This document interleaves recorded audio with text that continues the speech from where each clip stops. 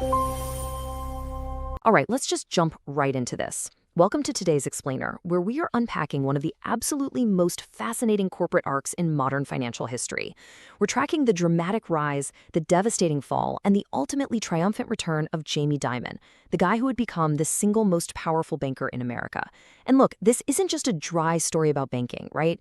It's really a corporate hero's journey, one that's fueled by intense ambition, unbreakable principles, and this absolute unwavering obsession with being prepared for the absolute worst. To really get this story, we actually have to start near the end. Let's flash forward to the aftermath of the 2008 housing crisis. You remember it. It was a once-in-a-lifetime financial storm. Dozens of legacy banks were just completely failing, wiping out. But as the dust settled, there was one bank not just surviving, but actually capitalizing on all that chaos to become the largest bank in America. And that was JPMorgan Chase. Sitting right on the throne of this financial empire was Jamie Dimon, who was widely referred to at the time as the last man standing. And this number right here brilliantly illustrates just how much trust the market placed in him during a time of total, utter panic. In 2008 alone, while the rest of the country was gripped by a terrifying recession and the whole financial system was basically freezing up, JP Morgan's money market business took in a staggering $200 billion. They became the ultimate safe haven, literally the bank of last resort. But how exactly did he build a fortress so strong that investors were just throwing $200 billion at him while the rest of Wall Street burned to the ground? Well, to figure that out, we have to smash cut back to the very beginning. Section 1, Ambition and the Mentor. So let's look at the fierce, honestly almost arrogant drive that fueled a young Jamie Dimon from day one. See, Dimon was born into a wealthy finance family, but he always wanted to make a fortune much larger than his father's. He truly believed he was entitled to go to the absolute best schools in America. But he actually got rejected by his dream school, Brown University. And then later, as a transfer student, he was rejected by Princeton. These early rejections deeply, deeply wounded his pride. So what did he do? He decided to prove he was in a completely different league. He goes on to graduate summa cum laude from Tufts and then just dominates Harvard Business School as a Baker Scholar, which is an honor given only to the top 5% of the class. He was a total nonconformist, too. He'd show up wearing leather jackets and jeans while everyone else was in strict suits, and he was the lone vocal Democrat in a class packed full of Republicans. By the time graduation rolled around, he was flooded with insanely lucrative Wall Street job offers.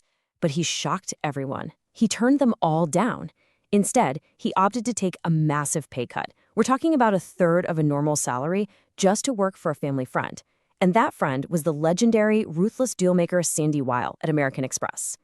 See, Dimon didn't just want a job. He wanted to build an empire from the ground up. He looked at Weill and saw Genghis Khan at his early stage of conquest. And Dimon wanted to be right there in the inner circle of that conquest. Which perfectly sets up our next chapter. Section 2, Building the Citigroup Empire. So, after a massive management clash over at American Express, Weill ends up resigning. And in this huge show of loyalty, a 29-year-old Dimon quits too. Forced to look for deals elsewhere, the two of them found this scroungy, low-income loan company down in Baltimore called Commercial Credit. It was a total mess. Commercial Credit had a paltry 4% return on equity, while the industry average was sitting around 15%. Actually, even the great Warren Buffett rejected investing in it because it was just so unpleasant and unscalable. But Dimon thought differently. He spotted hidden value, assets that could easily be sold off, and costs that were just begging to be cut. And here's the absolutely crucial point.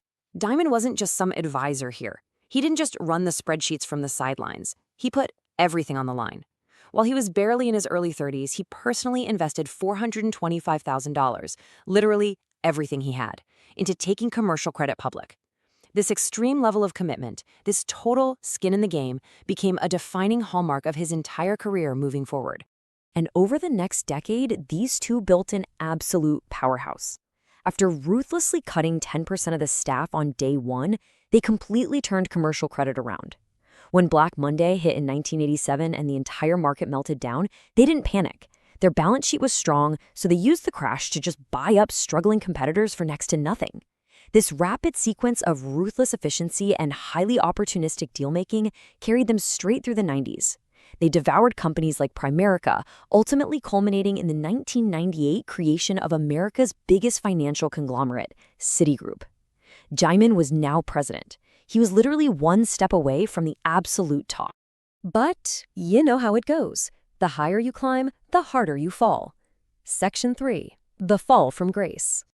Dimon was blunt, he was wildly ambitious, and yeah, he had a pretty famous temper. And his mentor, Sandy Weil, who definitely wasn't ready to retire yet, started executing a bit of a backup plan. Weil brought his own daughter, Jessica Bibliovich, right into Dimon's division. Now, you have to understand, Dimon was raised by parents who were incredibly strict moralists. They taught him that you treat everyone equally, whether they're the clerk or the CEO. So when it came time for promotions, Dimon flat out refused to promote his boss's daughter. And why? Well, the numbers tell the whole story. In 1996, her mutual fund division brought in just $288 million in net assets. That was severely underperforming compared to competitors like Merrill Lynch, who were bringing in $3.1 billion. Dimon stayed rigidly true to his philosophy. Performance dictates reward, not connections. As you might guess, that fierce dedication to his principles completely alienated Weil. The tension just kept boiling over until a shocking climax in November 1998. Dimon summarized it perfectly and honestly pretty simply. He said, "I walked in one day and he fired me." Just like that. After 15 years of fierce loyalty and empire building, Dimon went from the heir apparent of Wall Street to being completely unemployed. He literally had to go home and assure his young daughters that they wouldn't have to sleep in the streets. But you can't keep a guy like that down for long. Section 4. The Bank One Comeback. Dimon totally believed that the best revenge is massive success. By 1999, he found his next launching pad, a failing Chicago financial conglomerate called Bank One. The board there desperately needed a wartime CEO. So Dimon steps up, and just like he did years earlier with commercial credit, he establishes his absolute skin in the game. But this time, the scale was massive. He poured $50 million of his own net worth into Bank One stock. He fundamentally refused to put other people at risk without exposing himself to the exact same potential harm. And Bank One was in terrible shape, way, way worse than he initially thought. Employees hated each other, the credit card division was totally failing, and the previous CEO was practically famous for his lavish vacations. So Dimon brought the hammer down. He fired 12,000 employees to cut costs. But, and this is key, he ensured management shared the pain. He met with executives and brutally stripped away all their entitlements. We're talking company cars, country club memberships, supplemental executive retirement plans, 401k matches. He completely dismantled that lavish executive culture to save the bank. And this leads us to the very core of his entire corporate philosophy, the fortress balance sheet. See, Dimon's ultimate goal was never just to inflate quick short-term earnings. His singular obsession was building an impenetrable financial defense. He wanted a balance sheet so phenomenally strong, with minimal leverage and immense cash reserves, that the company could absorb literally any macroeconomic shock without even blinking. So to build that fortress, he took ruthless, step-by-step action. First, he just rips a Band-Aid right off, taking a painful $4.4 billion write-down in 2000. This obviously resulted in an initial $511 million net loss. But surprisingly, Wall Street actually loved it. It proved he was finally cleaning house.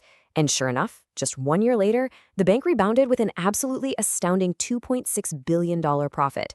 Bank One was completely turned around and heavily armed with cash.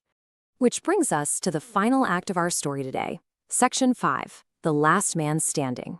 All of his incredible success at Bank One caught the eye of JPMorgan Chase, who was desperately looking for a strong leader at the time. In 2004, the two banks merged, and Jamie Dimon takes the reins as CEO, completely reshaping this giant bank into his ultimate fortress. But the real test was looming on the horizon. The mid-2000s housing bubble was rapidly inflating. Wall Street was getting wildly, irrationally exuberant. Just look at the contrast between Dimon's extreme discipline and the totally reckless culture of his former empire, Citigroup. Chuck Prince, who was the new CEO of Citi, famously ignored all the glaring risks, saying, "We have to dance until the music stops." They just kept chasing those toxic, high-yield subprime profits. Dimon, on the other hand, he quietly started pulling back. Then, boom. 2008 hit, the music stopped, the housing market collapsed, and the sheer devastation was staggering. In 2007, Bear Stearns shares were flying high at $170. By 2008, the entire firm was basically evaporating. The government desperately needed a healthy bank to swallow Bear Stearns to prevent total global financial contagion. And who did they turn to? The only man with a true fortress balance sheet, Jamie Dimon. JPMorgan scooped up the 85-year-old Wall Street legend for an initial offer of just $2 a share, taking on virtually no uncalculated risk in the entire process. So why exactly did JPMorgan survive while so many others perished? It all goes back to that fortress preparation. Dimon had severely reduced their exposure to subprime mortgages early on. They had unmatched capital and liquidity reserves, meaning there was practically zero chance of a bank run. And astoundingly, because of this intense discipline, JPMorgan never lost money in a single quarter during the entire global financial crisis. Let that sink in. While JPMorgan emerged as the undeniable king of Wall Street, Citigroup practically collapsed under its toxic exposure and required massive bailouts.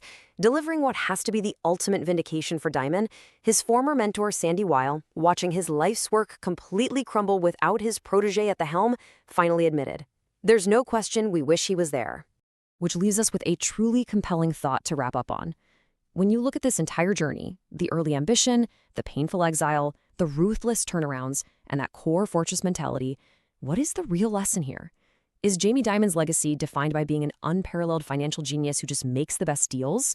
Or is true Wall Street power simply derived from having the rigid discipline to prepare for disaster, allowing it to survive the massive, exuberant mistakes of everyone else around you?